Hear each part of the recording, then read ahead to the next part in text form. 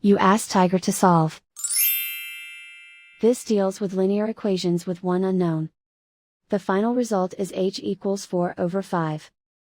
Let's solve it step by step. Group all constants on the right side of the equation. Subtract 6/5 from both sides. Combine the fractions.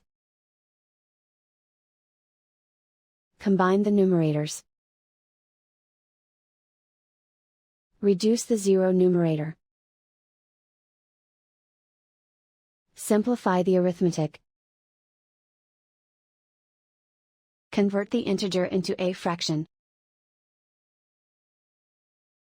Combine the fractions. Combine the numerators.